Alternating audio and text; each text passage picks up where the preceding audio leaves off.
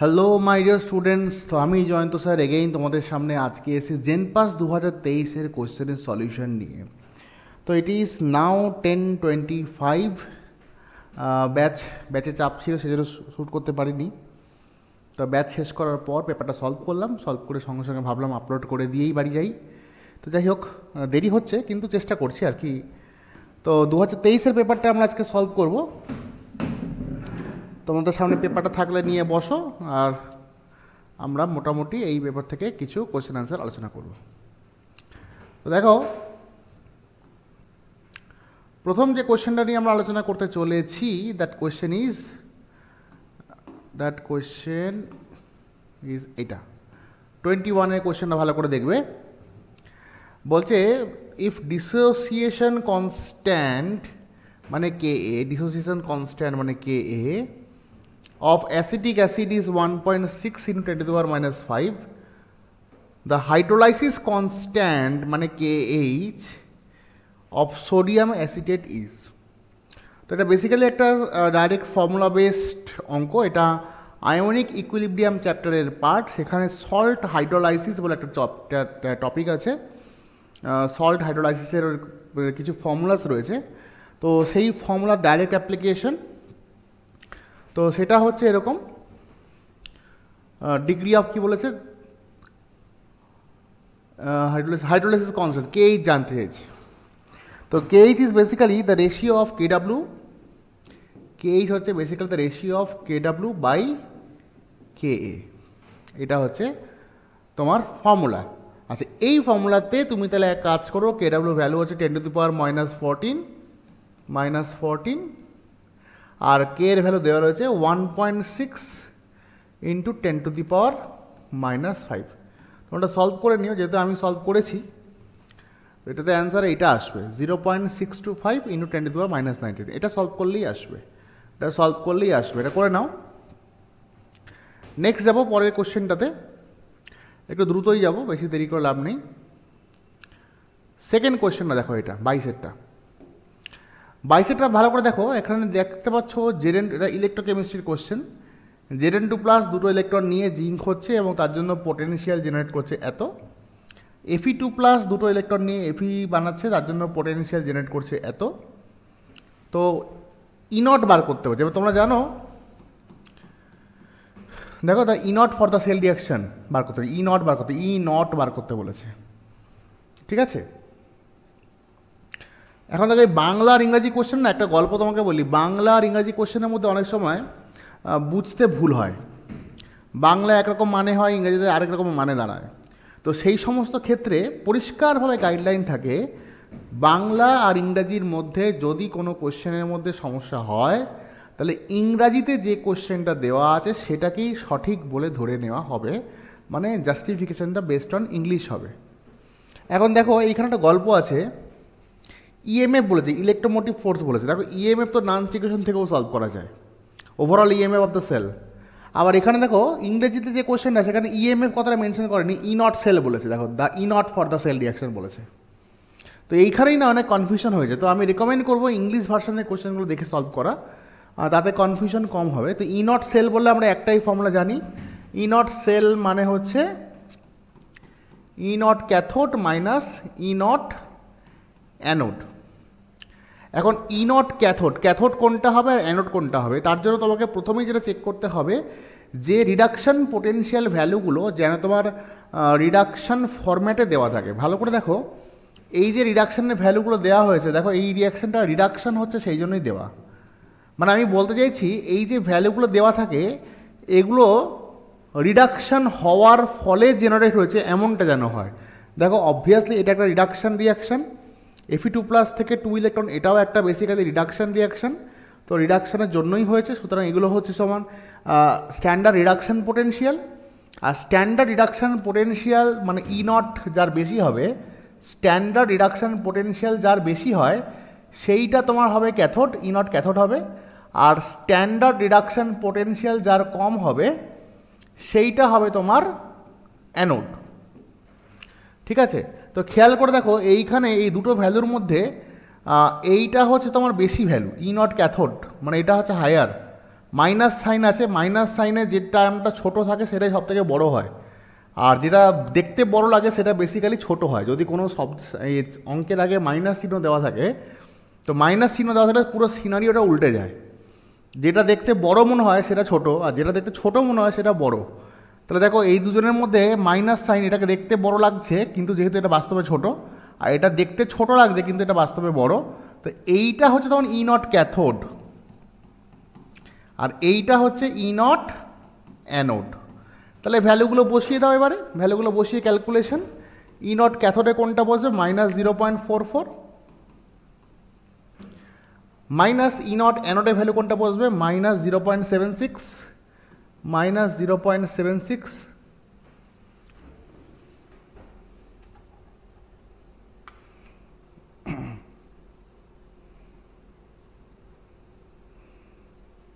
ঠিক আছে, মনে হয় আরেকটু ক্লিয়ার হচ্ছে বোর্ডটা। হ্যাঁ, এবার আরেকটু ক্লিয়ার, ঠিক আছে। হ্যাঁ, আব ঠিক আছে। -0.76, তো ওটা ডিফারেন্সিয়েট করলে যেটা আসবে তোমার 0.32 আসবে, 0.32 ভোল্ট। কিন্তু এখানে দেখো অ্যান্সারে কোথাও 0.32 ভোল্ট দেওয়া নেই, তাহলে নিয়ারেস্ট অ্যান্সার তো এটাই হয়, তোমাকে এটাই উত্তর নিতে হবে। Option B is your answer. ঠিক আছে, তো নেক্সট পরটাতে এগিয়ে যাওয়া যাক।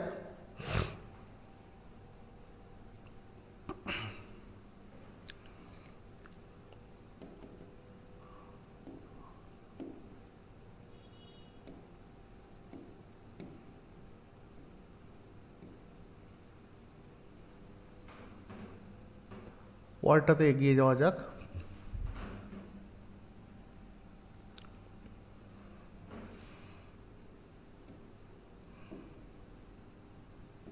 এটা দেখো বলছে which of the following is not paramagnetic. তো প্যারাম্যাগনেটিক হতে গেলে যেটা দরকার সেটা হচ্ছে আনপেয়ার ইলেকট্রন দরকার আছে, আনপেয়ার ইলেকট্রন দরকার আছে। ঠিক আছে, প্যারাম্যাগনেটিক হতে গেলে যেটা দরকার সেটা হচ্ছে একটা আনপেয়ার ইলেকট্রন দরকার আছে। আর তো এগুলো দেখো একটা মলিকুলার অরবিটাল থিওরি দিয়ে আসছে। তো মলিকুলার অরবিটাল থিওরিতে একটা গল্প আছে, টোটাল ইলেকট্রন পেয়ার, মনে রাখবে যে মলিকুলটা তুমি নিচ্ছ সেইটা টোটাল ইলেকট্রন পেয়ার যদি অড নাম্বার আসে তাহলে সিস্টেমটা হবে তোমার প্যারাম্যাগনেটিক। আর টোটাল ইলেকট্রন পেয়ার যদি তোমার ইভেন নাম্বার আসে তাহলে সেটা হবে ডায়াম্যাগনেটিক। দেখবে ইউটিউবে এরকম একটা ভিডিও আমার আপলোড করা আছে যে কী করে বন্ড অর্ডার ক্যালকুলেট করতে হয়, ডায়াগ্রাম না এঁকে বলে একটা ভিডিও রয়েছে, দেখতে পাবে।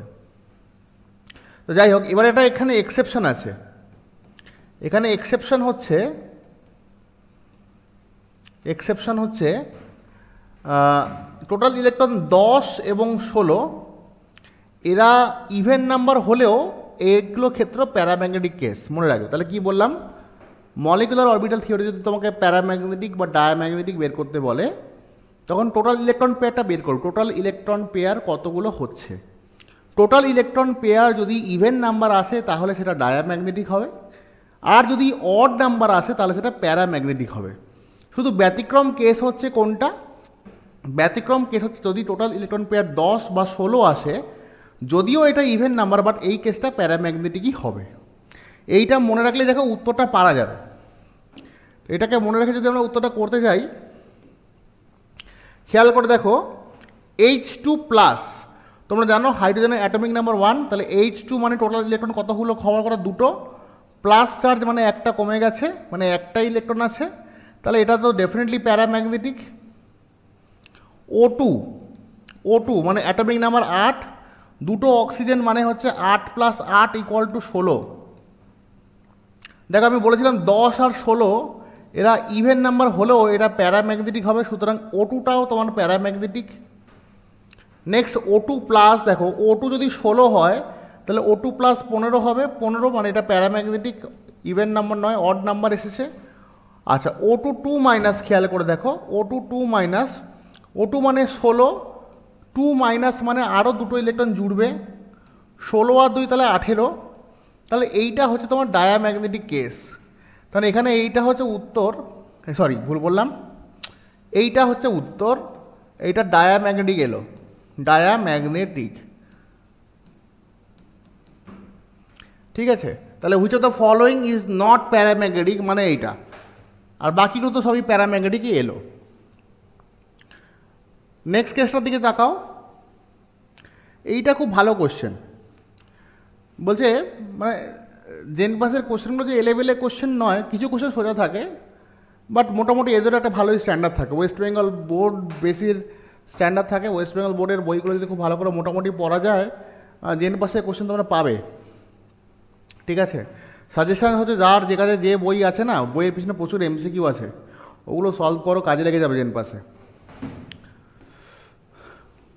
চলো নেক্সট, বলছে এইখানে যে যৌগগুলো আছে কম্পাউন্ড যেগুলো দেওয়া রয়েছে, এটা এটা এটা দেওয়া রয়েছে, বলছে এখানে কোথায় আয়রনের লোয়েস্ট অক্সিডেশন স্টেট আছে। তো দেখো একটা দেখাই যাচ্ছে উত্তর, তবু বলছি এইটা নিয়ে অনেকে কনফিউশন হবে এবং এটাই অনেকে ভুল করে দাগিয়ে ফেলে। ঠিক আছে, তো এইগুলো না নন স্টয়কিওমেট্রিক কম্পাউন্ড বলে, নন স্টয়কিওমেট্রিক কম্পাউন্ড বলে এগুলোকে আয়রনের।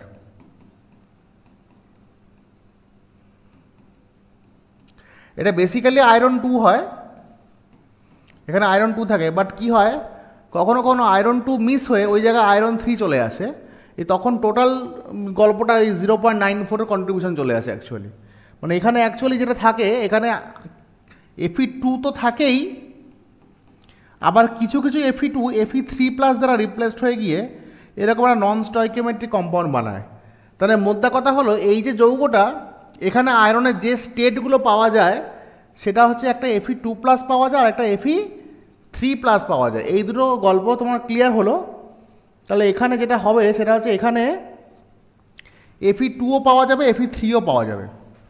K3FeCN6 যৌগে আয়রনের স্টেটটা তোকে তোমরা হিসাব করে নিতে পারবে, CN-1 করে হয়, 6টা CN মানে -6, আর 3টে পটাশিয়াম মানে +3, তাহলে আয়রনের মাথায় +3 হলে গোটা ব্যাপারটা মিলে যাবে। তাহলে এখানে আয়রনের স্টেট হচ্ছে +3। ফেরাস সালফেট জানোই এখানে মোর সল্টে তোমরা সবাই সলভ করেছো, মোর সল্টে ফেরাস সালফেটে আয়রন 2+ স্টেটে থাকে। তাহলে গল্প হলো এখানে আয়রন 2, এখানে আয়রন 2 আর 3 দুটোই, এখানে আয়রন 3 পেলাম। এবার এখানে Fe2CO9, দেখো কার্বনিল এই যে লিগ্যান্ডটা, এইটা একটা নিউট্রাল লিগ্যান্ড, এর কোনো চার্জ নেই, নিউট্রাল লিগ্যান্ড, এর কোনো চার্জ নেই, সুতরাং এখানে আয়রনেরও কোনো চার্জ নেই, মানে 0 চার্জ। তার মানে in which of the following compound iron has the lowest oxidation state, উত্তর হবে এটা, অপশান ডি। ঠিক আছে, যাই হোক, তো 25-এর কোশ্চেনটা ভালো করে দেখো তোমরা, 25-এর কোশ্চেনটা খেয়াল করো। আচ্ছা, তো এটা একটা ভিএসসি পেরে কোশ্চেন দিয়েছে, সবার স্ট্রাকচার বের করতে হবে, তাহলে করে দেওয়া মানে তোমাদেরকে ইনসাল্ট করা, তবুও বলছি এটা এক একজন এক এক রকমভাবে সলভ করা শিখেছ তোমরা। যে মাস্টারমশাইয়ের কাছে পড়েছো তিনি যেভাবে শিখিয়েছেন সেইভাবেই এটা বের করা ভালো। আর যদি কেউ শিখে না থাকো, ভুলে গিয়ে থাকো, তাহলে তুমি আমার প্রসেসটা ফলো করতে পারো। তো এটা একটু উনি বলে দিই, PCl3 আর BF3 এদের শেপটা বার করতে হবে। তো আমি যেভাবে করি অ্যাকচুয়ালি, ফসফরাস কোন গ্রুপ থেকে বিলং করে 15, আমি 5টা দাগ কাটবো, 1 2 3 4 5, 3টে ক্লোরিন, তাহলে 3টে ক্লোরিন এখানে বন্ড করেছে, তাহলে এটা হলো তোমার 3 বন্ড পেয়ার কেস হলো, 3 বন্ড পেয়ার, আর এইটা একটা লোন পেয়ার। তাহলে 3 বন্ড পেয়ার এবং একটা লোন পেয়ার হলে যেটা হয়, স্ট্রাকচারটা হয়, সেটা হচ্ছে পিরামিডাল শেপ হয়। কি শেপ হয়? পিরামিডাল শেপ হয়। হাইব্রিডেশন sp3 থাকে, হাইব্রিডেশন জিজ্ঞেস করেনি, তাহলে এটা পিরামিডাল এলো। BF3 যেটা হয় সেটা তুমি যদি সলভ করো BF3টা, তাহলে দেখো বোরন কোন গ্রুপ থেকে বিলং করে 13 থেকে, তাহলে 3টে দাগ দাও, 1 2 3, 3টে ফ্লুরিন আছে, মানে সবাই ভ্যালেন্স ইলেকট্রন কাউন্ট করে করে, আমি ভ্যালেন্স ইলেকট্রন কাউন্ট না করে ওই দাগ কেটে কেটে করি। ঠিক আছে, দেখো 3টে বন্ড পেয়ার, তা 3টে বন্ড পেয়ার হলে যেটা হয়, 3টে বন্ড পেয়ার হলে যেটা হয় সেটা হচ্ছে তোমার trigonal planar, trigonal planar structure হয়। তাহলে এখানে যেটা এলো সেটা হচ্ছে trigonal planar, TGP, trigonal planar লিখলাম। নেক্সট দেখো সেটা হচ্ছে এটা মুছলাম।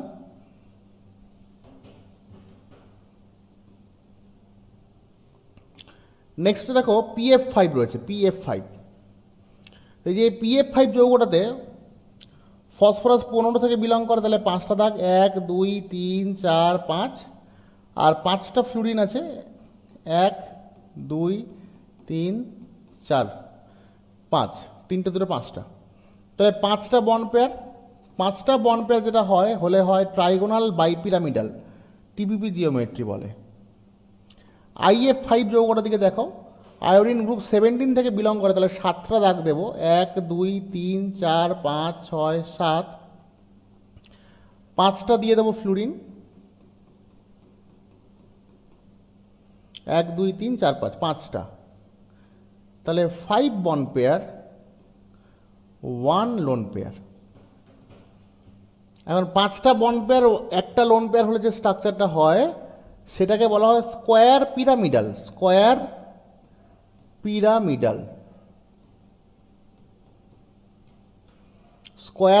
তাহলে এটা হচ্ছে তোমার SQP লিখলাম, স্কোয়ার পিরামিডাল। আচ্ছা, অভিন্ন আকৃতি মানে একই রকম আছে, দেখি কোনটা হয়।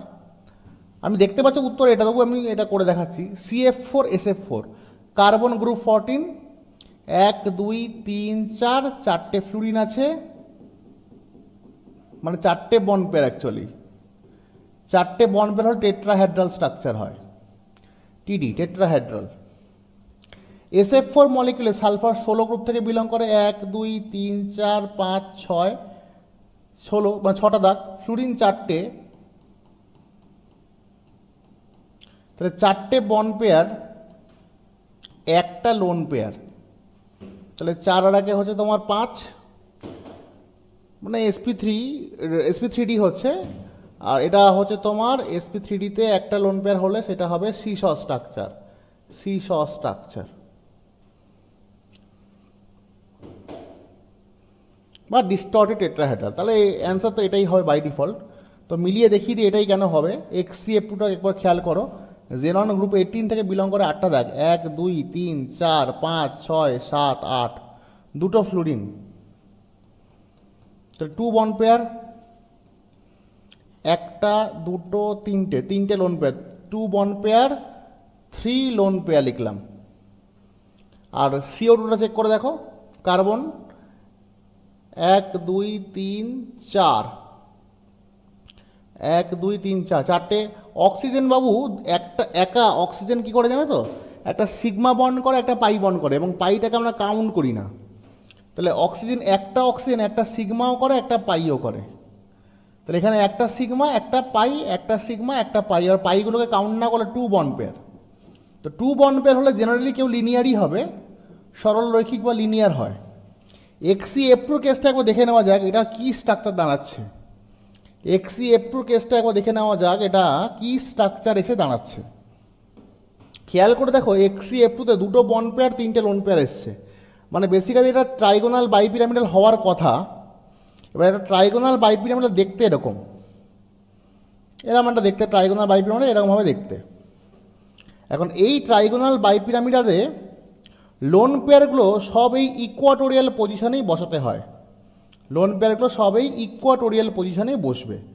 তা লোন পেয়ারগুলো যদি এখানে বসিয়ে দিই আমি, তাহলে দেখতে কেমনভাবে লাগছে দেখো তো, এরকম দেখতে লাগছে। দেখো এইখানে লোন পেয়ার, এই একটা, মানে বেসিক্যালি একটা লিনিয়ার স্ট্রাকচার আসছে। দেখো লিনিয়ার স্ট্রাকচার আসছে, লোন পেয়ারগুলোকে আমরা স্ট্রাকচারের মধ্যে কাউন্ট করি না, এটা আসছে একটা লিনিয়ার স্ট্রাকচার। তাহলে দেখো এটাও লিনিয়ার এলো, তাহলে by default answer is option C. Option সিটা বলে দেওয়াই যায়, কিন্তু উদ্দেশ্য তোমাকে এই জিনিসগুলো একবার প্র্যাকটিস করানো, যারা প্র্যাকটিস করছে তাদের এটা সুবিধা হবে। আচ্ছা, during extraction of copper from it sulphide or which of the following compound is use to reduce the CO2। এটা তোমরা পড়েছো 12-এ, শতবিজারণ বিক্রিয়া পড়েছো। সেখানে কি হয়, কপারের যে সালফাইড ওর আছে, CO2S মনে করো, সেইটাকে তুমি যখন অক্সিজেন দিয়ে বার্ন করছো, ঠিক আছে, তাপজারণ করছো, তখন এটা কি হয়, Cu2O-তে কনভার্ট হয়ে যায়। এখন এই Cu2O-র সঙ্গে এই যে এটা কিছু অবিকৃত Cu2S পড়ে থাকে, তারা পুনরায় বিক্রিয়া করে এখান থেকে কপার ডিপোজিট করে, আমি ব্যালেন্স লিখলাম না, জাস্ট মেন কথাটা বলছি, ব্যালেন্স করছি না। কপারটা ডিপোজিট করে আর এখান থেকে তোমার SO2 গ্যাস তৈরি হয়। এটা ব্যালেন্স করতে হবে, SO2 গ্যাস তৈরি হয়। তার মানে অ্যাকচুয়ালি দেখো, এটাকেই বলে অটো রিডাকশন, মানে সেলফ রিডাকশন বলা হয়, নিজেকে রিডিউস করছে। মানে Cu2S থেকে যেটা তৈরি হয়েছে, যে কম্পাউন্ড তৈরি হয়েছে, সেটাই দেখো ফার্দার আবার এখানে রিডিউস হয়ে গেছে বাই আরেকটা Cu2S, ঠিক আছে। এখান থেকে SO2 হয়ে বেরিয়ে গেছে আর এই কপারগুলো জুড়ে এইটা বানিয়েছে।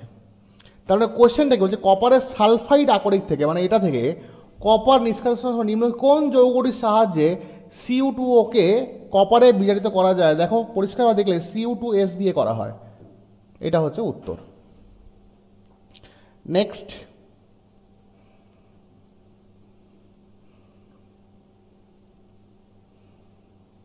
এটা আচ্ছা, which reagent will be use to remove SO4 2- ion from the solution containing SO4 2- and Cl-। মানে একটা কন্টেনার আছে এখানে, পাতি কথা, এর মধ্যে তোমার SO4 2- বাবুজি আছে আর এর মধ্যে Cl- আছে। এবার তুমি এইটাকে আলাদা করবে কি করে? তার মানে তোমার এমন একটা রিয়েজেন্ট অ্যাড করতে হবে যে এনার সাথে রিয়াকশান করবে না, এনার দিকে দেখেও দেখবে না বা তাকাবে না, কিন্তু এনার সঙ্গে রিয়াকশান করবে। এবং সালফেটের কথা মনে আসে, যেটা আমাদের মনে হয় প্রথমে, যেটা মনে হয় আর সাবাস বেরিয়াম ক্লোরাইড দিয়ে দিলেই হয়ে যাবে। BaCl2 কী করতে পারে? বেরিয়াম সালফেটের সঙ্গে রিয়াকশন করে বেরিয়াম সালফেটের সাদা অদক্ষেপ দিতে পারে। হয়েছে। তুমি অপশানে খুঁজছো বেরিয়াম ক্লোরাইড কোথায় গেল, দূরবীন দিয়ে খুঁজছো বেরিয়াম BaCl2 কোথায়, হায় কোথাও BaCl2 নেই। তাহলে BaCl2 যদি না থাকে তাহলে কি তুমি রাস্তায় বসে কাঁদবে? তাহলে তোমাকে তার সাবস্টিটিউট দেখতে হবে। সাবস্টিটিউট বেরিয়াম নাইট্রেট হতে পারে, BaNO3 হতে পারে, আর বেরিয়াম হাইড্রোক্সাইড হতে পারে, এটা জেনে রাখো। BaCl2 জায়গায় এরাও ঠিক একইভাবে কিন্তু সালফেটকে আলাদা করতে পারে। So the answer is C. ঠিক আছে, নেক্সট, এগিয়ে চলাই জীবনের ধর্ম, এগিয়ে চলাই তো আমার কর্ম। চলো next, IUPAC name of the following organic compound. আচ্ছা, এই যে অর্গানিক কম্পাউন্ড দিয়েছে এর IUPAC নাম করবো, দেখো আমরা তো অ্যালকিন শ্রেণী যে যৌগগুলো হয় সেখানে অ্যালকিনটাকে প্রাধান্য দিয়ে আমাকে নাম্বারিং করতে হয়। তো numbering is 1 2 3 4 5, this is the longest carbon chain. এবং খেয়াল করে দেখো তোমার 4 নম্বর পজিশনে একটা মিথক্সি একটা গ্রুপ লেগে রয়েছে, আর 2 নম্বরে দেখো মিথাইল রয়েছে। তাহলে এটা বেসিক্যালি এটা কী যৌগ? এইটা দেখো ভালো করে দেখো, এটা 5টা কার্বন লং চেনে আছে, মানে পেন্ট 1 ইন। তাহলে পেন্ট 1 ইন অপশানটা বাঁচলাম, এইটা হতে পারে। পেন্ট 4 ইন হবে না, পেন্ট 2 ইন হবে না, পেন্ট 1 ইন এটাও হতে পারে, রাইট? এই দুটো জিনিস মিলেছে। এবার দেখো পেন্ট 1 ইন এই যৌগে 4 নম্বরে মিথক্সি, দেখো তো 4 নম্বরে, তাহলে এই যে কোশ্চেনটা 4-এ মিথক্সি আছে, 5 অক্সো দিয়েছে, অক্সো মানে CO গ্রুপটা, হ্যাঁ এটা নয়, ঠিক আছে। আরেকটা কথা ছিল এইখানে দেখো 4-এ মিথক্সি আছে, আরেকটা হচ্ছে দেখো 2 নম্বরে একটা মিথাইল গ্রুপ, দেখো 2 নম্বরে একটা মিথাইল গ্রুপ আছে। তাহলে এইটা হচ্ছে তোমার অ্যান্সার। এটা লং চেনটা ভালো করে দেখে দেখো, লং চেনের দিকে তাকাও, কার্বন ডবল বন্ড থাকলে সেটাকেই লং চেনের মধ্যে নিতে হবে এবং নাম্বারিংটা ওখান থেকেই করতে হবে 1 2 3 4 5। তো এটা হচ্ছে পেন্ট 1 ইন, আর এই পেন্ট 1 ইনে 2 নম্বরে মিথাইল আছে আর 4 নম্বরে মিথক্সি আছে, দেখো সেটাই বলেছে 4 methoxy 2 methyl pent 1 ene. So the answer is এটা, সিধি বাত, নো বকবাস। নেক্সট, এইটা একটা বেশ একটা ভালো কোয়েশ্চেন। এখন কম্পিটিটিভ এক্সাম তোমাকে সব পারতে হবে এরকম কথা নয় এক জেনারেলি, তো আমি আমার বিশ্বাস এটা অনেকেই ঠিক করতে পারিনি বা ছেড়েই দিয়েছিল হয়তো। তো C4H9-এ কতগুলো স্ট্রেট লাইন হবে সেটা তোমাকে জানতে হবে। এইটার জন্য না ডাবল বন্ড ইকুইভ্যালেন্ট ক্যালকুলেট করতে হয়। ডাবল বন্ড ইকুইভ্যালেন্ট মানে তোমাকে স্ট্রাকচারটা তোকে বুঝতে হবে যে স্ট্রাকচারটা কী। তো স্ট্রাকচার না DB = C+1 -H/2 -H/2 -X/2 + N/2, এটা মনে রাখো। এটাতে কি হয়, এটাতে ডবল বন্ডের সমতুল্য বা কতগুলো ডবল বন্ড আছে বা কতগুলো রিং আছে বোঝা যায়। একটা হাইড্রোকার্বনের স্ট্রাকচারে কতগুলো রিং বা কতগুলো ডবল বন্ড আছে তার একটা আইডিয়া পাওয়া যায়। সিটা হচ্ছে নাম্বার অফ কার্বন। তো এখানে দেখো 4টে কার্বন আছে, তো এখানে আমি 4 বসালাম, 4টে কার্বন প্লাস 1। এইচ হচ্ছে হাইড্রোজেন আর এক্স হচ্ছে হ্যালোজেন আর এন হচ্ছে নাইট্রোজেন। তো নাইট্রোজেন নেই মানে এই পার্টটা নিয়ে ভাবার দরকার নেই, হ্যালোজেনও নেই মানে আমরা এই পার্টটা নিয়েও ভাববো না, তো এটা বাদ। তাহলে H/2, এইচ কটা 4টে, -4/2। তাহলে হিসাব করে দেখো 4 + 1 মানে এটা 5, 4/2 মানে 2 মানে হচ্ছে 3। তাহলে যে C4H4 এই যে মলিকিউলটার ডাবল বন্ড ইকুইভ্যালেন্ট ভ্যালু আসছে 3, ডাবল বন্ড ইকুইভ্যালেন্ট ভ্যালু যদি 3 হয় তার মানে হচ্ছে C4H4 এই মলিকিউলটাতে তোমার 3খানা ডবল বন্ড থাকতে হবে, মানে 3খানা পাই বন্ড থাকতে হবে, বা একটা রিং 2টো পাই, বা 2টো রিং 1টা পাই, এরকম একটা কম্বিনেশন থাকতে হতে পারে। তো আমি 4 মেম্বার 4টে কার্বন দিয়ে রিং খুব ভালো হবে না বলে আমি সবগুলোই এরকমই ভাবছি। আরেকটা কথা বলতে দেখো, how many atoms on acidic hydrocarbon বলেছে। এইটা একটা বড় ক্লু, এটা একটা কিন্তু ক্লু। যারা ক্লিয়ারলি পড়াশোনা করছো বা বুঝে পড়াশোনা করো, মুখস্থ করো না, তারা ব্যাপারটা বুঝতে পারে। হাইড্রোকার্বন, অ্যাসিডিক হাইড্রোকার্বন কিন্তু অ্যালকাইন। অ্যালকাইন মানে অ্যাসিটিলিনের কথা ভাবতে হবে, অর্থাৎ এটা যে মলিকিউলই হোক তার মধ্যে একটা কিন্তু এমন কার্বন এবং একটা হাইড্রোজেন আছে, মানে একটা অ্যাসিটাইলিনিক হাইড্রোজেন থাকা দরকার, বিকজ এইটা কিন্তু তোমার অ্যাসিডিক হয়। অ্যালকেন এবং অ্যালকাইনের মধ্যে, অ্যালকিন এবং অ্যালকাইনের মধ্যে অ্যালকাইনের যদি এরকম কোনো অ্যাসিটাইলিনিক হাইড্রোজেন থাকে, মানে যে কার্বনের ট্রিপল বন্ড তার সঙ্গে সরাসরি যুক্ত কোনো হাইড্রোজেন, সেইটা কিন্তু অ্যাসিডিক হয়। তো এইটা একটা বেসিক্যালি ক্লু। তাহলে আমার একটা বুঝতে সুবিধা হলো যে অ্যাটলিস্ট এই যে মলিকুলে এরকম একটা পার্ট অবশ্যই আছে যার মধ্যে একটা হাইড্রোজেন এরকম আছে। যেমন দেখো এইটা লিখতে গিয়ে তোমার ডবল বন্ড ইকুইভ্যালেন্ট বলছে, তোমার 3টে ডবল বন্ড থাকা উচিত, তার মধ্যে 2টো তো আমার এখানেই চলে এলো, 2টো দেখো এখানেই অলরেডি চলে এসছে, তার মানে আর একটা ডবল বন্ড দেবো, আর 4টে কার্বন, তাহলে আমার কাছে আর 2টো কার্বন আছে, তাহলে অবশ্যই পাশের কার্বনে আমি একটা হাইড্রোজেন দিয়ে দেবো, এই ডবল বন্ড কার্বন দিয়ে দেবো। বাকি হাতগুলো হাইড্রোজেন দিয়ে ফিল আপ করে দিলাম, ভেরি ইজি। এইবার খেয়াল করে দেখো, বলছে কোশ্চেনটা ভালো করে শোনো, খুব ভালো কোশ্চেন এটা একটা। বলছে how many atoms of an acidic hydrocarbons of molecular formula lie on a straight line, মানে এক সরল রেখায় আছে কারা কারা, কতগুলো পরমাণু এক সরল রেখায় আছে। ভালো করে খেয়াল করে দেখো, এইটা যেহেতু একটা এসপি কার্বন আর এটা একটা এসপি কার্বন, মানে এটা লিনিয়ার, তার মানে এইটা, এই অ্যাটমটা, এই কার্বনটা এবং এর সঙ্গে যুক্ত এই কার্বনটা, এরা 4 জন এক লাইনে আছে, ঠিক আছে। সুতরাং অ্যান্সার হচ্ছে 4, ঠিক আছে। পরেরটায় যাওয়া যাক।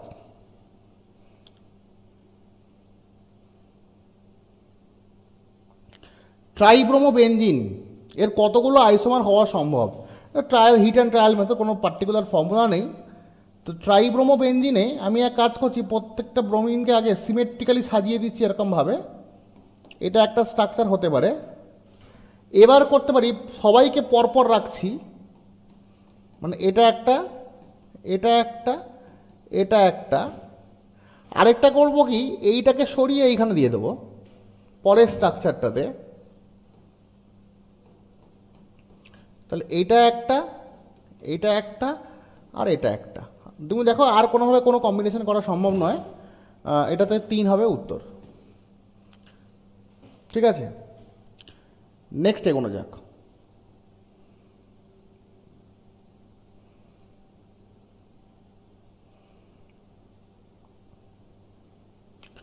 নেক্সট দেখো, বলছে among the following compound, the compound which has the highest solubility in water.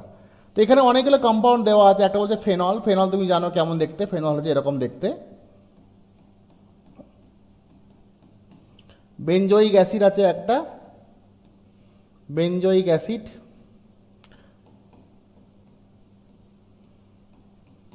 এটা বেনজোইক অ্যাসিড, আচ্ছা। তারপরে বলছে বেনজোফেনন, মানে PHCOCH3,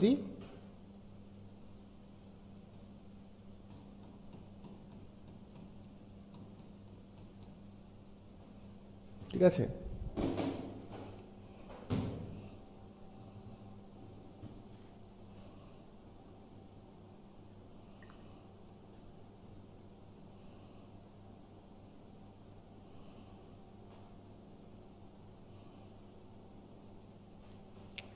হচ্ছে বেঞ্জোফেনন, পিএইচসিও পিএইচ হবে, এটা অ্যাসিটোফেনন করে ফেলেছি। বেঞ্জোফেনন মানে হচ্ছে এরকম স্ট্রাকচার, হচ্ছে সোডিয়াম বেঞ্জয়েট, মানে বেঞ্জয়িক অ্যাসিডের একটা সোডিয়াম সল্ট,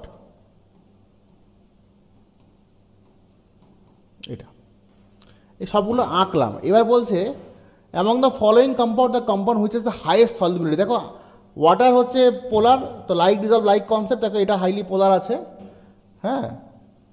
তো এখানে দেখো প্লাস মাইনাস, একটা আয়ন বেসিক্যালি, একটা সল্ট, একটা সল্ট তো ভালোই গুলবে না, তাহলে এটা হচ্ছে উত্তর হচ্ছে সোডিয়াম বেঞ্জয়েট, এটা অপশান ডি।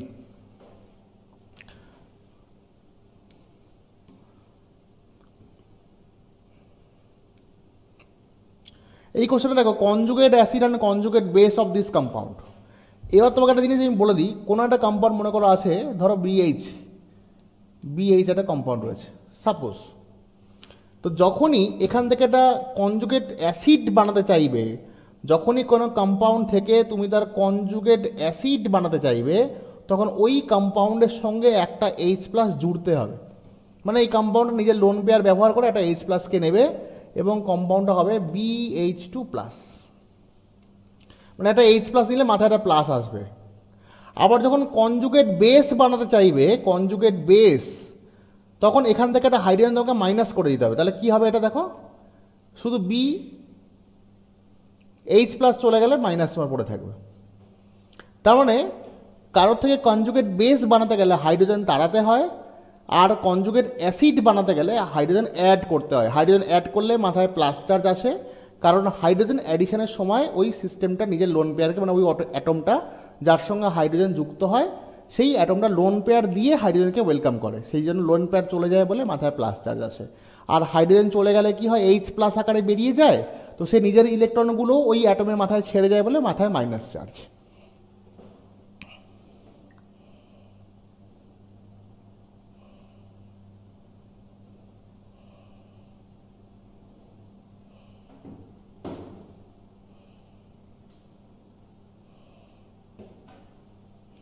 হচ্ছে, তাহলে কি বললাম কম্পাউন্ডে, তাহলে আমাকে এই যৌগটা দেয়া হয়েছে CH2(3), NH2 আছে, OH আছে। এখন দেখো এখান থেকে আমাকে কি বানাতে বলেছে, এর অনুবন্ধী acid, conjugate acid. Conjugate acid বানাতে গেলে কি হবে, একটা H+ নেবে, তো নাইট্রোজেনের মাথায় লোন পেয়ার আছে, তো একটা H+ ও নেবে, ঠিক আছে। তো নিলে কি হবে, এটা NH3+ হয়ে যাবে। দেখো NH3+ কোথায় হয়েছে, NH3+ হয়েছে এই অপশানে, NH3+ হয়েছে এই অপশানে, তার মানে এই অপশানটা বাদ গেল, এই অপশানটা বাদ গেল, বাই ডিফল্ট বাদ চলে গেল, ঠিক আছে। এইবার তোমাদের মনে একটা প্রশ্ন আসতে পারে, প্রশ্নটা হচ্ছে অক্সিজেন কেন লোন পেয়ারটা নিল না?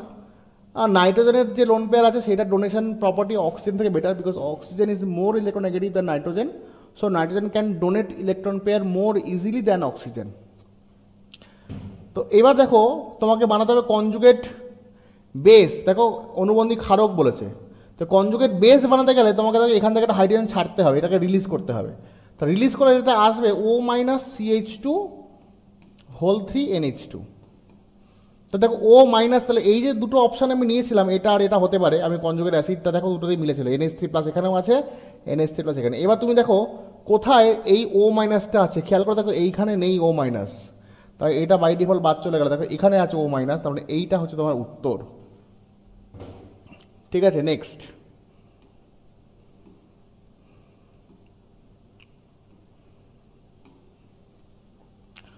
two separate bulbs contain ideal gas A and B respectively. The density of gas A is twice that of B and the molar mass of gas A is half of that of B. আচ্ছা, যে তথ্যগুলো দেওয়া আছে সেগুলো আমরা আগে লিখি। একটা এই ধরনের নিউমেরিক্যালের ক্ষেত্রে আমি সাজেস্ট করব যে ডেটাগুলো দিচ্ছে না আগে সেগুলো লিখে নাও, লিখলে তোমার কাছে ফর্মুলা বেরিয়ে আসবে, এগুলো পারফেক্ট ফর্মুলা বেসডই হয়, ঠিক আছে। তো কিরমভাবে লিখবো দেখো, যে তথ্যগুলো দিচ্ছে সেটাকে একটা ফার্স্ট আমরা আগে ওটাকে লিখি। তো একটা গ্যাস এ আছে, একটা ডেন্সিটি অফ গ্যাস এ, এটা ডেন্সিটিকে আমরা লিখছি D A, density of gas A is twice of that of B. তো এটা is twice of density of gas B বলেছে, হলো।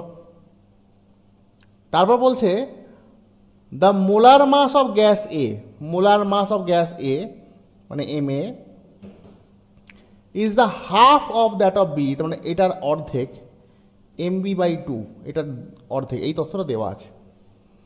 If the two gases are at the same temperature the ratio of pressure of A to B is, তাহলে এখান থেকেও P A বার করতে হবে pressure, এখান থেকেও, মানে দুটো গ্যাস আছে না, সরি, গ্যাস এর জন্য আমাকে বার করতে হবে প্রেশারটা কত, আর গ্যাস বি এর জন্য বার করতে হবে প্রেশারটা কত, দিয়ে প্রেশারের রেশিও করতে হবে। এখন দেখো আমার যেটা প্রয়োজন, প্রেশারের সঙ্গে ডেন্সিটির সম্পর্ক আছে, কারণ আমাকে তো দেওয়া আছে, ডেন্সিটি দেওয়া আছে না দুটো গ্যাসের, ডেন্সিটি রেশিও দেওয়া আছে, ডিএ বাই ডিবি দেওয়া রয়েছে।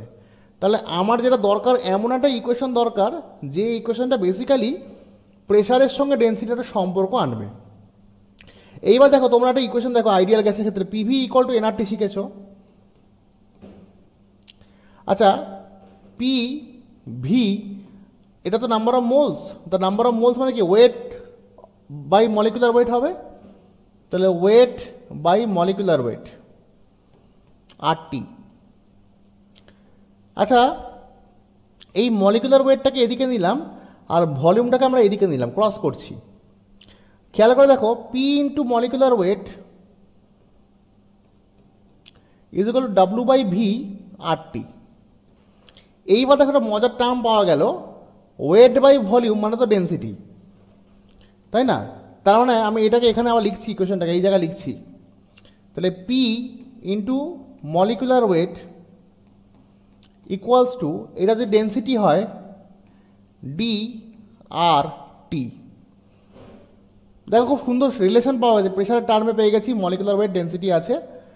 এইবার গ্যাস এর জন্য, ফর গ্যাস এ আমি এখানে লিখছি ফর গ্যাস এ, গ্যাস এর জন্য ইকুয়েশনটা কি হবে, P A is equal to molecular weight of gas A is equal to density A R T. আর গ্যাস বি এর জন্য এটা কি লিখবো, পিবি এখানে লিখছি, PB,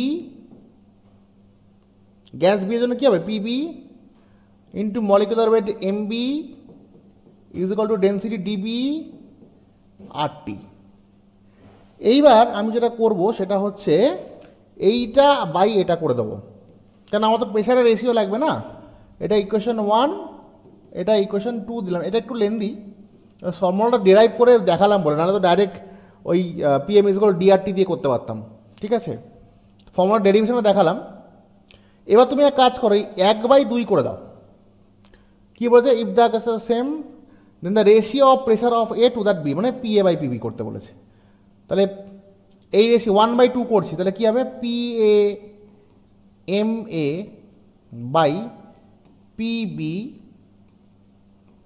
M B equals to D A R T by DB R T, DRT by DB RT, RT RT কেটে দাও। তাহলে ফ্রেশ করে আমি এই সাইডে লিখি, তাহলে কি পাওয়া গেল,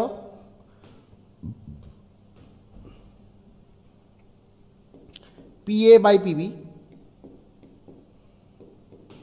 ঠিক আছে, ডিএ বাই ডিবি ইন্টু এটা ওদিকে গেলে এমবি বাই এম এ।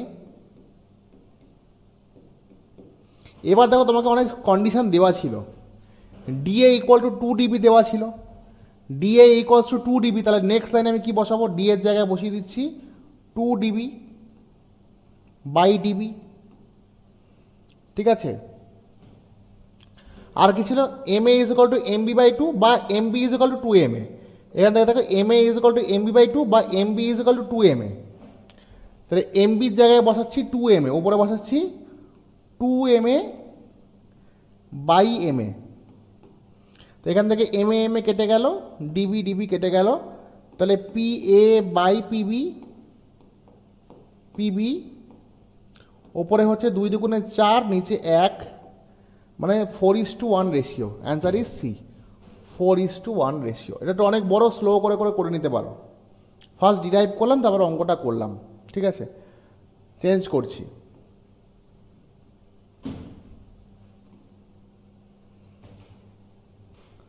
হয়েছে?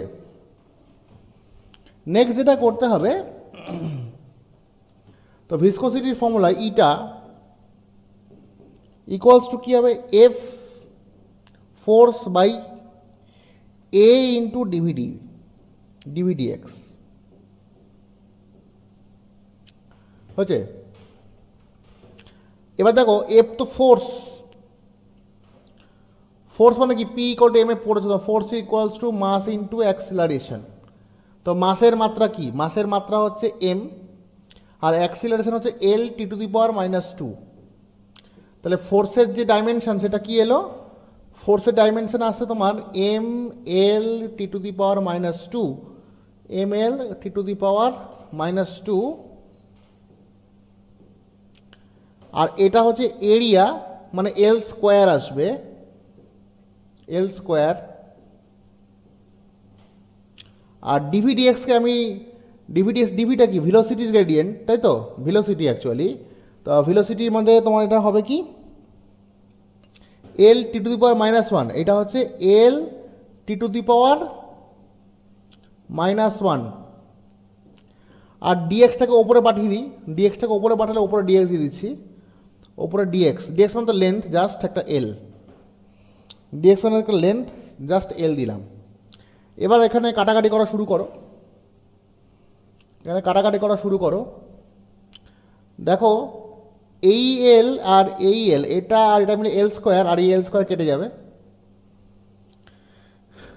টি টু দি পাওয়ার -1, এটা ওপরে উঠলে হয়ে যাবে টি টু দি পাওয়ার, এটা টি টু দি পাওয়ার -2 আছে, এটা -1 আছে, এটা যখন ওপরে উঠবে টি টু দি পাওয়ার +1 হয়ে যাবে। তাহলে হিসাব করে যেটা আসছে, ওপরে থাকছে শুধু এম, ওপরে শুধু পড়ে থাকছে এম। এই যে এলটা, এই এল বাবাজিকে উপরে উঠলে হবে L to the power -1, T to the power -2 already আছে, আর এইখানে টি টু দি পাওয়ার -1টা যেই উপরে উঠবে এটা +1 হয়ে যাবে, -2 + 1 মানে টি টু দি পাওয়ার -1। তো এইটা হচ্ছে তোমার ভিসকোসিটির ডাইমেনশন। কোনটা আছে, M L to the power -1, T to the power -1, মানে এইটা। ঠিক আছে, পরেরটা দেওয়া যাক।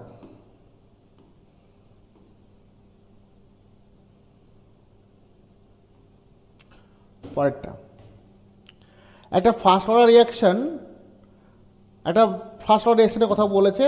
The concentration of the reactant become 0.0625 of its initial concentration after 2 hour, মানে প্রাথমিক গাঢ়ত্ব যা ছিল তার 0.0625 হয়ে গেছে 2 ঘন্টা পরে। Half life of the reaction is given, half life বার করতে বলেছে। তো দেখো টি ইকুয়ালস টু, আমরা ফর্মুলা কি জানি, 2.303 বাই কে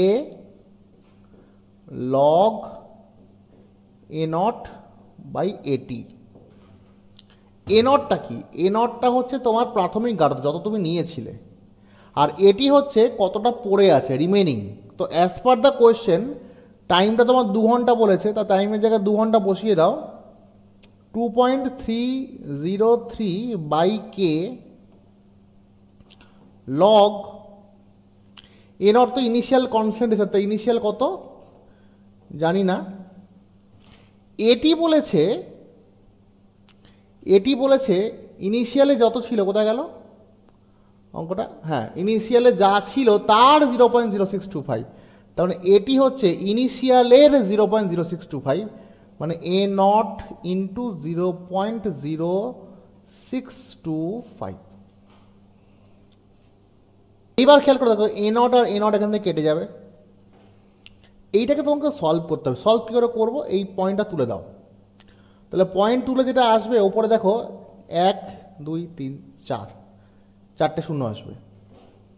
এবার 25 দিয়ে কাটো, তাহলে 25 25 625, ঠিক আছে। এদিকে হচ্ছে 4 25 100 আর দুটো শূন্য পড়ে থাকছে, হচ্ছে। তো এটাকেও যদি 25 দিয়ে কাটো, 25 একে 25, তাহলে এখানে পড়ে থাকছে কত আর তোমার 15, মানে 25 কে 40 থেকে 25 গেলে 15 আর শূন্য মানে 150, 6 25 150। তাহলে কি পেলাম আমরা? পেলাম যেটা সেটা হচ্ছে, আমি এটাকে আরেকবার লিখছি এদিকে, যেটা পেলাম এখান থেকে সলভ করে, সেটা হচ্ছে 2 ঘন্টা is equal to 2 is equal to 2.303 by K log, দেখো 16, আচ্ছা 16টাকে লগ 16 থাকছে, দেখো এখানে শুধু কাটাকুটি করে লগ 16 পড়ে আছে।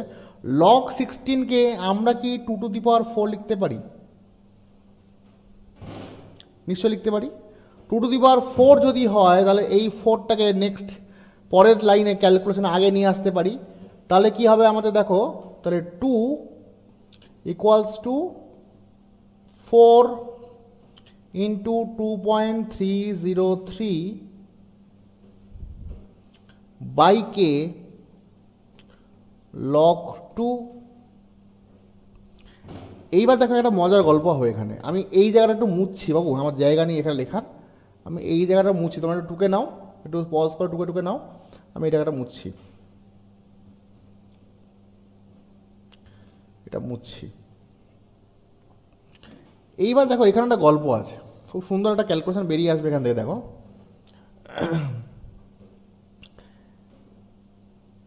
দেখো এইটা তোমার টি হাফ না, লগ 2 মানে লগ 2 ইন্টু 2.303 মানে 0.693, মানে সলভ করে আসবে 2 is equal to 4 into 0.693 by K. দেখো এটাই তো তোমার টি হাফ, তাহলে 2 by 4 equals to T half, 2 by 4 মানে 1/2 মানে 0.5 hour, 0.5 hour, T half is equal to 0.5 hour. এটা হচ্ছে তোমার উত্তর। সুন্দর ক্যালকুলেশন। নেক্সট,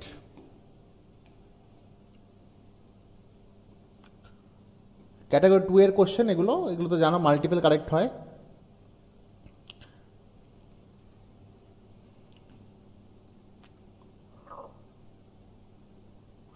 আচ্ছা, আমি দেখছি ইন্টারনেট থেকে একটু P4 O10 স্ট্রাকচারটা কেটে আনা যায় কি না। যদি P4 O10 স্ট্রাকচারটা কেটে আনা যায় তোমাকে আমি দেখাচ্ছি। আগে এইটাকে কেটে একটু বোর্ডে নিয়ে যেতে, বোর্ডে নিয়ে যেতে হবে, এটা কেটে বোর্ডে একটু নিয়ে যাই তোমাদের জন্য। এই পার্টিকুলার কোশ্চেনটা বোর্ডে নিয়ে যাচ্ছি, দরকার আছে, এটা স্ট্রাকচার দেখাতে হবে তোমাকে।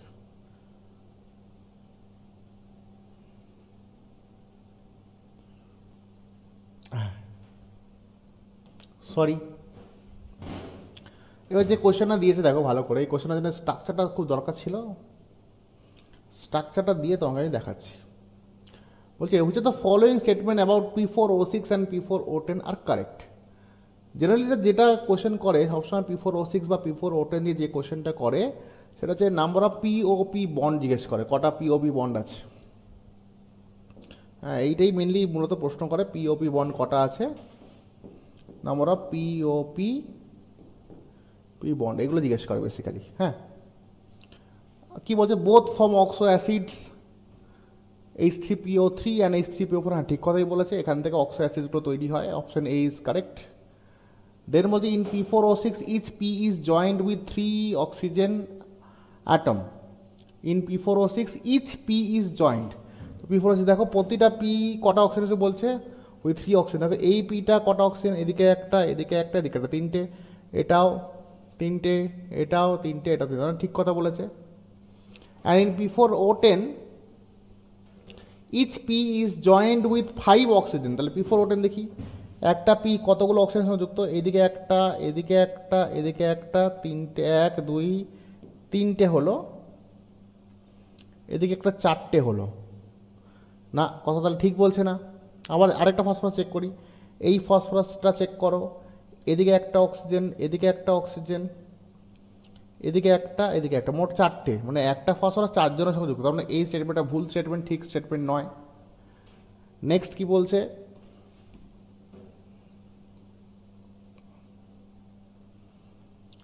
in P4O6 each P is joined with 3 oxygen atom। P4O6 से each P is joined with 3 oxygen, হ্যাঁ ঠিকই আছে, ট্রু, এই কথাটা ঠিক। And P4O10 each P is joined with 4 oxygen atom, হ্যাঁ P4O10 দেখো একটা ফসফরাস 4 জনের যুক্ত, 1 2 এদিকে 3 আর এই একজন 4 জন। এটা দিকে তাকাও, এটা এইদিকে একজন 1, এর পাশে এই যে 2 3 আর এই যে জুড়ে একজন 4 জন, তার মানে এই কথাটাও ঠিক। তারপর কি বলেছে, এ আর সি কারেক্ট হলো। In P4O6 each P is joined with 4 oxygen atom, no 3 জন, মানে এটা ভুল। তাহলে এখানে উত্তর কোনটা হবে, অপশন এ অ্যান্ড সি। এটা বোর্ডে নিয়ে গিয়ে দেখানো দরকার ছিল, দেখালাম। নেক্সট, মাল্টিপল কারেক্ট বলছে which of the following aqueous mixture will function as a buffer. দেখো বাফার হতে গেলে যেটা দরকার, একটা সল্ট লাগবে এবং ওই সল্টের সঙ্গে একটা অ্যাসিড থাকতে হবে, একটা উইক অ্যাসিড হতে পারে, বা একটা সল্টের সঙ্গে একটা বেস থাকবে, ঠিক আছে। এখন এই যে সল্টটা হবে সেটা উইক অ্যাসিড উইক বেস হতে পারে, উইক অ্যাসিড স্ট্রং বেস হতে পারে, স্ট্রং অ্যাসিড উইক বেস হতে পারে, এরকম কিছু হতে পারে। বাট এই সল্ট কখনোই একটা উইক অ্যাসিড, একটা স্ট্রং অ্যাসিড এবং স্ট্রং বেসের সল্ট হবে না। মানে কথাটা ধরো NaCl, তো NaClটা কী দিয়ে হয়েছে, HCl আর NaOH রিয়াকশানের ফলে NaCl তৈরি হয়। এখন HCl হচ্ছে একটা স্ট্রং অ্যাসিড আর NaOH একটা স্ট্রং বেস, তার মানে এমন কোনো সল্ট আমি নেব না যা একটা স্ট্রং অ্যাসিড এবং স্ট্রং বেস দিয়ে তৈরি। তো সেই লজিকে দেখলে দেখো আর সব উত্তর চেক করার দরকার নেই, এইটা বাই ডিফল্ট বাদ চলে যাবে। NaClটা কীভাবে হয়, NaOH আর HCl মিলে হয়, মানে it is a salt of strong acid and strong base. সুতরাং এইটা বাফার হবে না। বাকি কন্ডিশনটা স্যাটিসফাই করছে, সল্টের সঙ্গে অ্যাসিড বা বেস থাকতে হবে, সেইটা স্যাটিসফাই করলেও এই যে সল্টটা, এই সল্টটা দেখো স্ট্রং অ্যাসিড এবং স্ট্রং বেসের সল্ট, সুতরাং এটা নেওয়া যাবে না। বাকিগুলো এটা তাহলে ভুল উত্তর, এটা ঠিক নয়। এইগুলো ভ্যালিড, বিকজ দেখো এগুলো একটা সল্ট এবং একটা তার অ্যাসিড আছে, অ্যাসিডিক পার্ট আছে। এটাও দেখো তাই, বোরাক্স প্লাস বোরিক অ্যাসিড, ঠিক আছে। NH4Cl NH4, যেগুলো সবই হবে উত্তর বি ডি, এদিকে সি, এরা সবাই হচ্ছে তোমার বাফার দ্রবণ হিসাবে কাজ করবে। নেক্সট, এইটা দারুণ ইন্টারেস্টিং কোশ্চেন। এইটার জন্য না ব্যাপারটা হচ্ছে তোমাকে সবাই তোমরা ইয়ের মেকানিজম করো না অ্যাকচুয়ালি, মানে হ্যালোফর্ম বিক্রিয়ার মেকানিজমটা জানতে লাগবে। হ্যালোফর্ম বিক্রিয়ার মেকানিজম না জানলে এটা পারা যাবে না। তো এইটা আমি এই কোশ্চেনটা একটু বোর্ডে কেটে নিয়ে যাব, এই কোশ্চেনটা আমি একটু বোর্ডে কেটে নিয়ে যাব ফর বেটার আন্ডারস্ট্যান্ডিং। এটা মেকানিস্টিক্যাল দেখাতে লাগবে।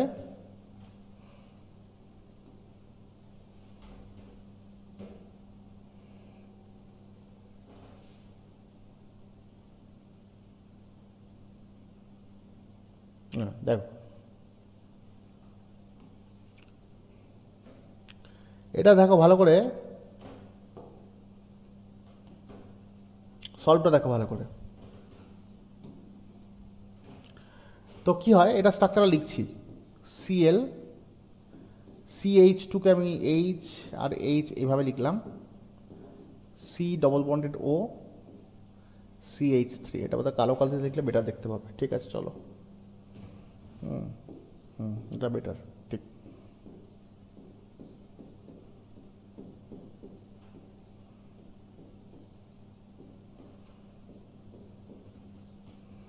এটা হলো। এবার দেখো NaOH কি করে, প্রথমে না অ্যাসিডিক হাইড্রোজেনকে ক্যাপচার করে। এখন তোমার কোশ্চেন অনেকেই যেটা ভুলটা করবে, এই কিটোমিথাল পরে এইটাকে হিট করবে না, এটাই হচ্ছে ট্রিকি কোশ্চেন। যিনি ভদ্রলোক এই কোশ্চেনটা করেছেন তিনি অবশ্যই অর্গানিক কেমিস্ট্রির লোক, অর্গানিক কেমিস্ট্রি খুব ভালোবাসেন, সেই জন্য এই রকম কোশ্চেনটা দিয়েছেন। যাই হোক, ভেরি ক্লেভার কোশ্চেন। নর্মাল সাধারণ পড়াশোনা বা ছেলেমেয়েদের পক্ষে এটা ধরা সম্ভবই নয়, যদি না মেকানিক্স খুব অ্যাডভান্স লেভেলের পড়ে। যাই হোক, তো অ্যাকচুয়ালি তোমার হ্যালোফর্ম রিঅ্যাকশনের মেকানিজমটাই হচ্ছে যে এই যে কিটোমিথাইলে যে মিথাইলে যে হাইড্রোজেন থাকে না, বেস গিয়ে ওই হাইড্রোজেনটা ক্যাপচার করে, ফলে একটা টটোমারাইজেশন হয়। তো আমি তোমাকে মেকানিজমটা দেখাচ্ছি।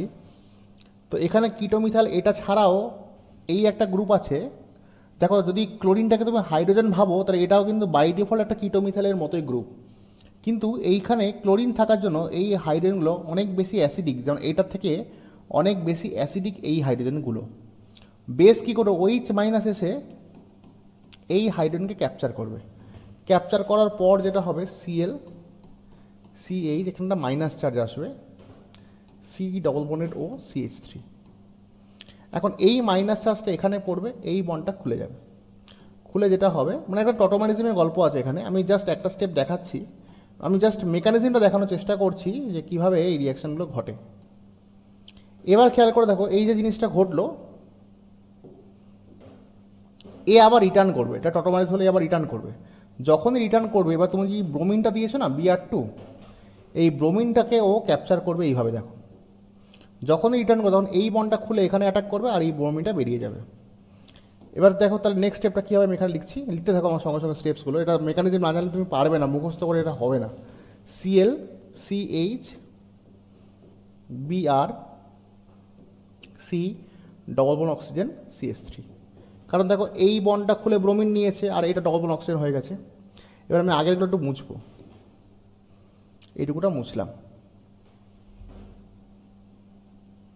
ঠিক দেখো আমি যেভাবে এখানে এসে পৌঁছলাম, বেস মানে NaOH অ্যাকচুয়ালি NaOH কিন্তু আবার এই হাইড্রোজেনকে খাবে, আবার এটা এখানে পড়বে, আবার এটা এখানে যাবে, ও আবার রিটার্ন করবে এখান থেকে, তখন আবার এটা ওই আগের মতোই এইভাবে ফেরত এসে ব্রোমিনকে ক্যাপচার করবে। তাহলে আমি স্টেপ বাঁচানোর জন্য, সময় বাঁচানোর জন্য, আচ্ছা আমি লিখেই দিচ্ছি, ছেড়ে দাও, স্টেপ বাঁচিয়ে লাভ নেই, আমি লিখেই দিচ্ছি, যেটা হবে সেটাই দেখাই তোমাকে। তাহলে আরেকবার দেখিয়ে দিই। তাহলে NaOH কী করবে, OH মাইনাস এইচকে ক্যাপচার করবে, এটা আসবে আর এটা বেরিয়ে যাবে, তাই তো? রিটার্নের গল্পটা পরে আসে, আমি মেকানিজম করে করে লিখি। তাহলে কী হবে, Cl C ওপরে মাইনাস, নিচে একটা bromine C double bonded oxygen CH3, এই বন্ডটা এখানে পড়বে, এটা এখানে যাবে, তাহলে কী হবে Cl C সরি টটোমারিজম হয়ে হয়ে হয় ব্যাপারটা, CO মাইনাস Cl, একটু লেন্দি হচ্ছে ঠিক কথা, কিন্তু মজাদার ব্যাপারটা। এবার দেখো এ আবার রিটার্ন করবে, এই বন্ডটা খুলবে, খুলে একটা ব্রোমিনকে ক্যাপচার করে, Br2 থেকে একটা ব্রোমিনকেও ক্যাপচার করে নেবে, ঠিক আছে? তাহলে বাই ডিফল্ট যেটা হলো অ্যাকচুয়ালি গোটা মেকানিজমে যেটা করলাম,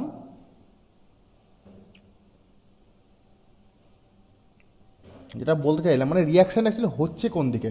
এবার তোমাকে সোজা করে বলি, সোজা ভাষায় বলি, সোজা একদম পাতি বাংলা ভাষায় বলি, হচ্ছে এখান থেকে। আমি তোমাকে দেখালাম যে রিয়াকশানে এইদিকে একটা কিটোমিথাল গ্রুপ থাকলেও, দেখো তুমি দেখতেই পাচ্ছ এইদিকে একটা কিটোমিথাল গ্রুপ আছে, রিয়াকশান থাকে এইদিকে একটা কিটোমিথাল গ্রুপ থাকলেও NaOH এর এইদিকে যাওয়ার কোনো বিন্দুমাত্র ইচ্ছা নেই, মানে এইদিকে রিয়াকশান করার ইচ্ছা নেই। কেন নেই? বিকজ এখানে একটা ক্লোরিন বাবাজি থাকার জন্য এই হাইড্রোজেন খুব অ্যাসিডিক হয়ে গেছে, আর এ তো একটা ক্ষার বেস, তো এর অ্যাসিডিক হাইড্রোজেন পছন্দ, আর তারা এখানে আছে, তাই রিয়াকশানটা এইখানে হবে, অর্থাৎ এই যে হাইড্রোজেনগুলো এগুলো ব্রোমিন দিয়ে রিপ্লেস হয়ে যাবে। তুমি কী করতে, কিটোমিথালের সব কটা হাইড্রোজেনকে ব্রোমিন দিয়ে রিপ্লেস করে দিতে, এখানে দেখো দুটো হাইড্রোজেন পড়ে আছে, তাই দুটো হাইড্রোজেনই রিপ্লেস হবে। তাহলে প্রোডাক্টটা কী হবে, যখনই তুমি NaOH Br2 দিচ্ছ, NaOH Br2 দিচ্ছ, তাহলে এই যে দুটো হাইড্রোজেন আছে এরা ব্রোমিন দিয়ে রিপ্লেস হবে। তাহলে Cl C ওপরে একটা Br, নিচে একটা Br, C double bonded O CH3, right? এবার NaOH, এবার তো হাইড্রোলাইসিস, NaOH হাইড্রোলাইসিস করলে কী হবে, হাইড্রোলাইসিস শর্টকাটই দেখাচ্ছি। NaOH-কে তুমি এইভাবে লেখো, NaOH-কে এভাবে লেখো HONA বলে এখান থেকে বন্ড কাট করে দাও। তাহলে প্রোডাক্ট কী এলো তোমার, প্রোডাক্ট কী এলো, প্রোডাক্ট এলো Cl CH দুটো ব্রোমিন, ঠিক আছে? দেখো তো CH Cl দুটো ব্রোমিন, আর সল্ট কী এলো, salt CH3 C double O Na CH3COONA, এই সল্টটা এলো দেখো, CH3COONA, তাহলে এই দুটো হচ্ছে তোমার উত্তর। ঠিক আছে, এটা হলো উত্তর। Next, back to the page. তাহলে উত্তর বলে দিলাম, এইটা সরি, এখানে এটা আর এটা হচ্ছে উত্তর। নেক্সট, আচ্ছা এখানে বলছে কোনগুলো রেজোনেন্সগুলোর সমতুল্য। এটা হচ্ছে কার্বনেট। সমতুল্য মানে একই রকম দেখতে, একই রকম বন্ডিং প্যাটার্ন আছে। কার্বনেট হচ্ছে CO3 2-, এটাও সিমেট্রিক্যাল, মানে এই বন্ড এখানে পড়লে এখানে আসবে। হ্যাঁ, এর যে তিনটে রেজোনেন্স গঠন পাবে সবগুলো না প্রায় একই রকম দেখতে, সমতুল্য বলে। আরেকটা এরকম হতে পারে, আরেকটা এরকম হতে পারে, এই বন্ডটাও এখানে পড়তে পারে। তাহলে কি হতে পারে, CO- ডবল বন্ড অক্সিজেন, এটা। তাহলে এই তিনটে, এটা উত্তর। এটা একই রকম হবে না, দেখো এটা যদি এখানে পড়ে এটা এখানে যাবে, দেখতে কেমন হবে, CH2 double bond CO- CH2। খেয়াল করে দেখো এটা এটা একই রকম দেখতে নেই, এখানে O এর সঙ্গে ডবল বন্ড অক্সিজেন, এখানে O এর সঙ্গে সিঙ্গেল বন্ড আছে, সুতরাং এই দুটো একই জিনিস নয়, তাহলে এটা উত্তর নয়। আচ্ছা এখানে দেখো এইটাকে তুলে যদি এখানে দিয়ে দাও তাহলে যেটা হবে CH2 ডবল বন্ড CH, আর এইটাতে আসবে CH2+।